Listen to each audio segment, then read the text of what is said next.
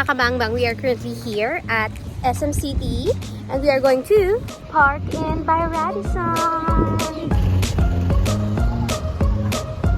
Morning!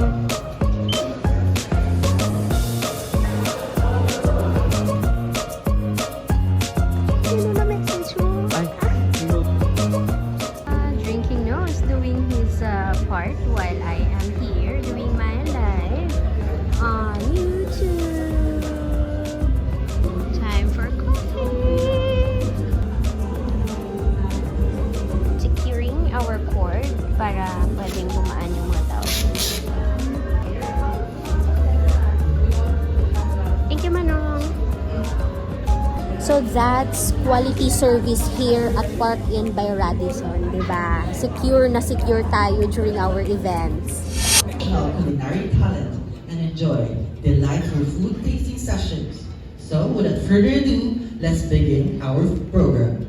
Good morning to all of you. I'm so happy to see students. I love the vibe of the younger generation. Our stories about abundance, generations and tradition, fiestas and sustainability.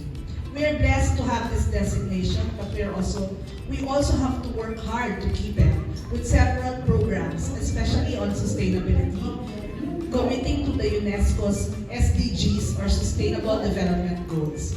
A city where people create, a city where there are artists, is a city that feels, that thinks, and that loves. And this is why we are called the City of Love.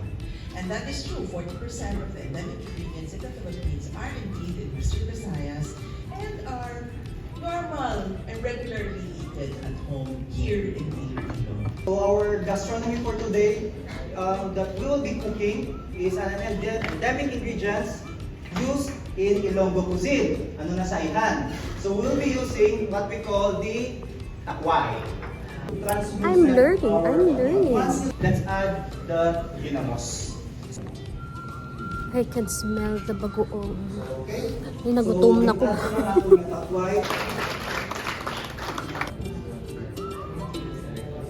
While you enjoy the tasting of our dish, any questions from the audience to our chefs?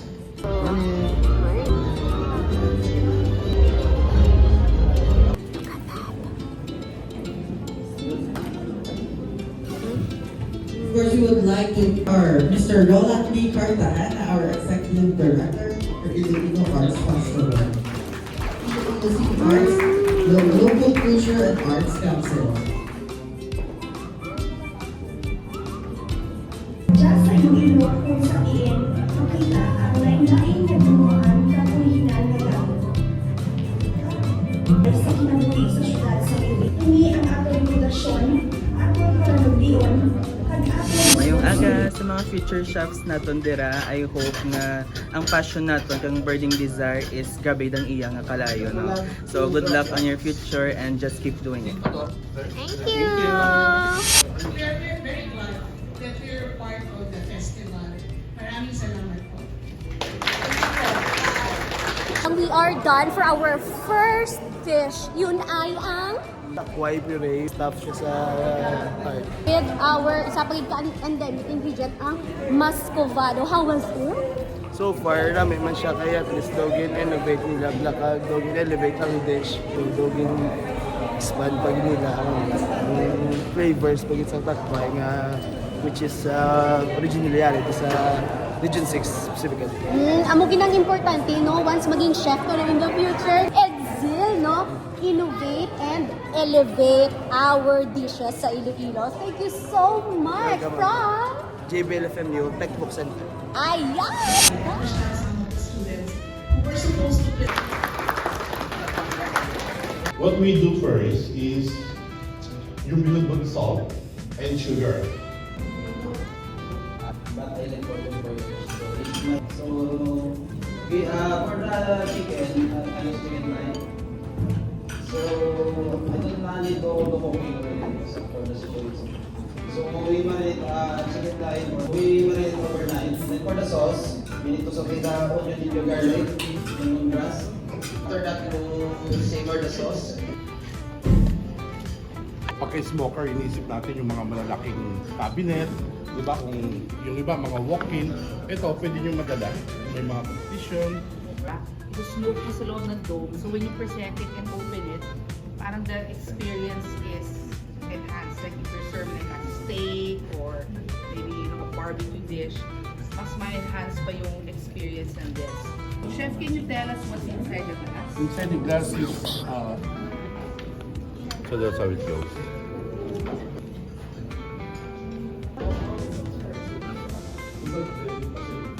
We will be having 3 dishes.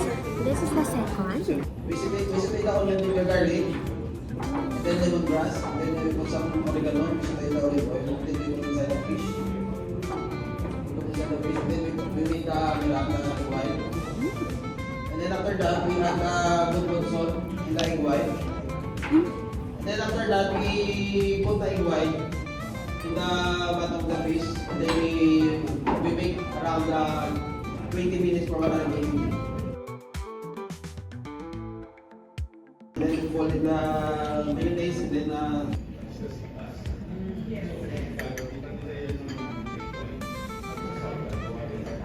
So, ginawa natin local. Let's drink water for our third dish. so this is the finished product.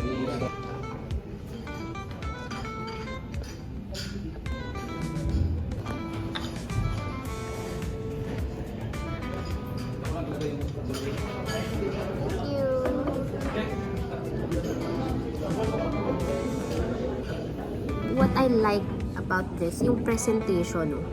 It's a fish and ang iyang plate, parang boat. Tada!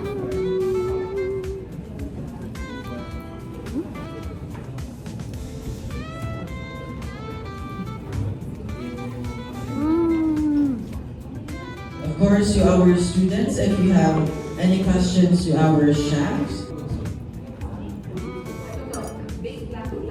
Sa akin na sa kata ko isda.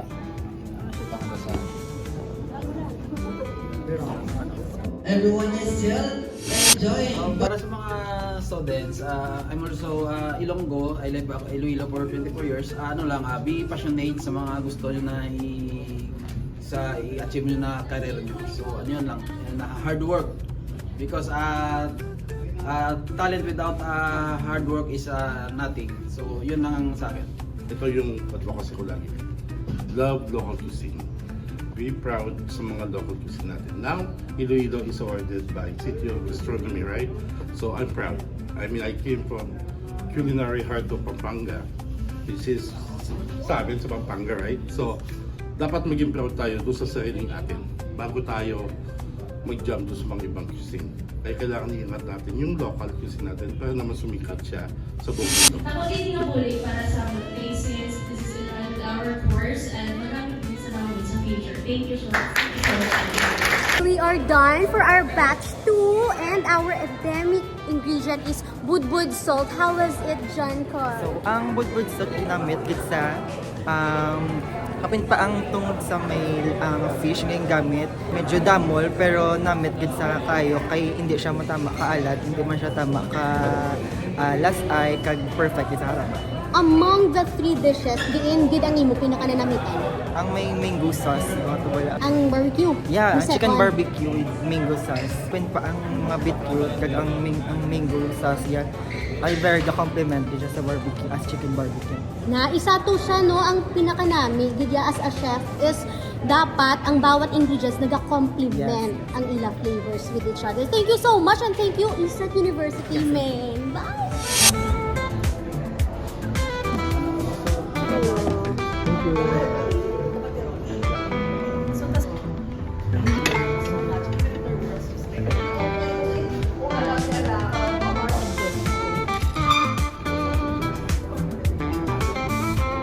Thank you so much.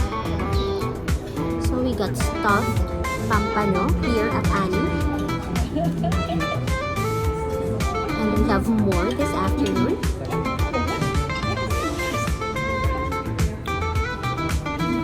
Itong milk tea siya. It's classic iced tea plus milk and lemon.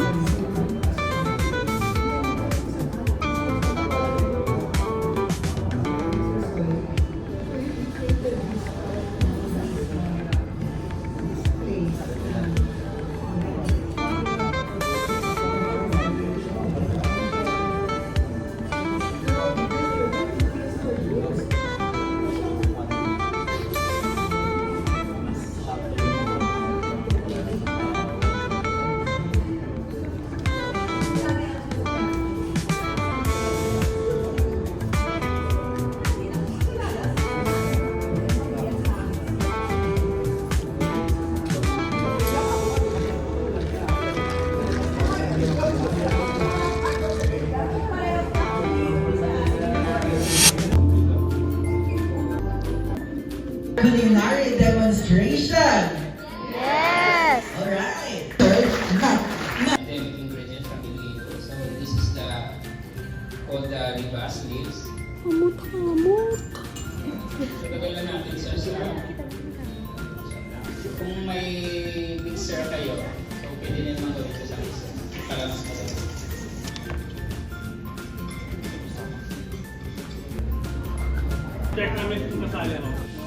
Thank you. The secret ingredient that they baked was libas and kajos.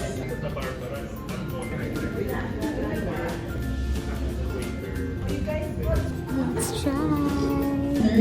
Miss Market of Appreciation. Certificate of Because of the langka, tastes like halo-halo.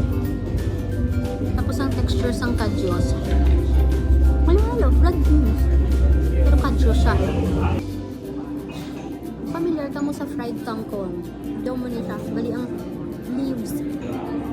Din coat mo siya sa bandi, mashed potato sugar. This one is a freshly cooked na wala pa na freezer.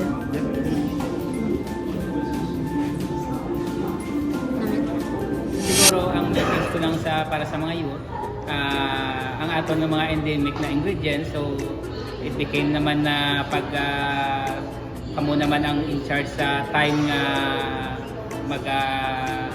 present sa mga ulihi ng mga young youth, so at least ara pa ma-stay pa kay because we use this for sustainability ng ingredients, so we have more ingredients na endemic diri sa aton. So, kailangan talang i-maintain. We use every day. So, be familiar with it kung paano sa gamitin. Yun lang. So, siguro in the time na kayo naman mag-lead sa city natin, so you be the one who represent the endemic ingredients and hindi siya mawala para sa city at sa ating buhay. Ang bagay as well. Kumain tayo ng ice cream na ito. Maraming salamat! Enjoy ba lang ako? Look up our thank you message to our Next time, I'll try using hi. So, good afternoon everyone. Future may kita like this event because our youth as well, makaano din sa ibang youth to encourage them to love our own culture. Batch 3 na kita, kaginas ang aga, 4 ka dishes, amon yung tilawan, and this afternoon, nag-dessert naman kami. To introduce ang amon kinaon, kamanin, akila, ano yung taon ta kagina? KBL ice cream. KBL ice cream, kamusta? Hi, birthday gid siya ka namit kay wala kami na nag-expect nga ang KBL pwede gali siya maging dessert. So, doon naglibog man ang ulo namon nga as a culinary students. Pwede gali na siya. So, namit gid ang combination niya. So kagina, samtang nagkakaon ka, ano ang nagasulod sa ulo mo? Ano ay hanang pwede ko pagin himo na ice cream? Ni ara kaya naging panandong gina? Ako kaagina ko himo dessert na corned beef. Hinimo ko nga cheesecake. So kagina, pag tilaw ko, amo ko, pwede gid man nga ang KBL. Kag last week, nagimo ko carbonara, nagimutan ko lang sa freezer. So ang sauce mo ko, pwede maging ice cream, o diba? Creamy. Yes, creamy ice cream carbonara. Kung hinimo last week, kig subong nagtilaw kami sa KBL. KBL ice cream. Alright! Namit gid. Patwag cheesecake. Hamot-hamot.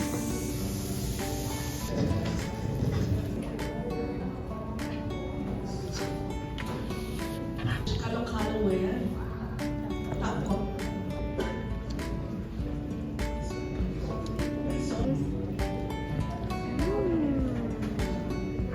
If you are to ask me, favorite ko actually na dish, Ilonggo dish is ang tambo and they have it here.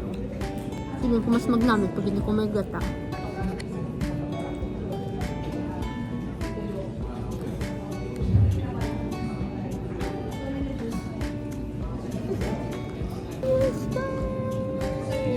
But one cheesecake.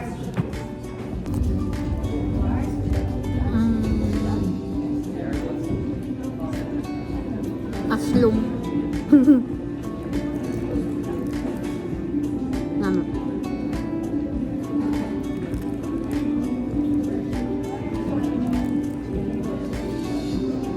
I would like to take this opportunity that we, Wild Benson, locally produced na rin sa Iloilo. Kami sa mga utod ko, Dukalo-kalo.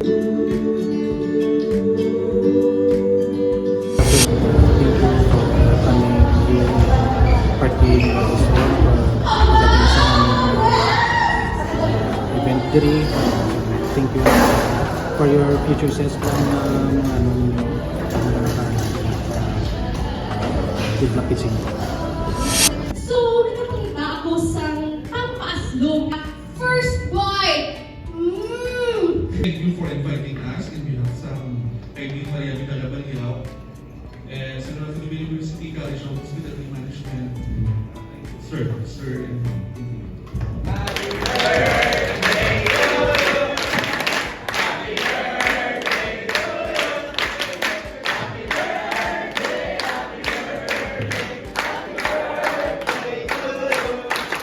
This is the first time we make culinary arts, no? Ang ating na arts festival. So, dapat lang because we are a city of gastronomy.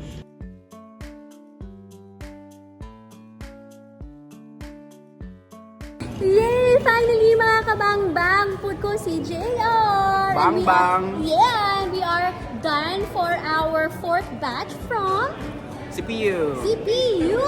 HRM! Yes! Anong encounter kanina? Batuan cheesecake kagang tambo nga fried rice na may ugang. Ayun, kanong masay mo sa future sang aton nga food industry, culinary arts. Damo-damo gid may ihatag ang Iloilo City para sa inyo tanan gid. Ayun, kag isa na ako mailutoon nga specialty si JR. Ano ayhan? Balot nga may unod nga uga. Wow, balot nga may unod nga uga. I'll be looking forward for that in the near future. Your 4th year, graduating mga 2-3 years from now. Ayos! Bye! Bye bang bang. Ayaw kayo nakahapit ka mo sa akong nga channel. Kung bago pa lang ka mo diri, pinduta ang subscribe button, pati ka ang lingganay, kag hindi pagkalimtin. Ruby Inspired!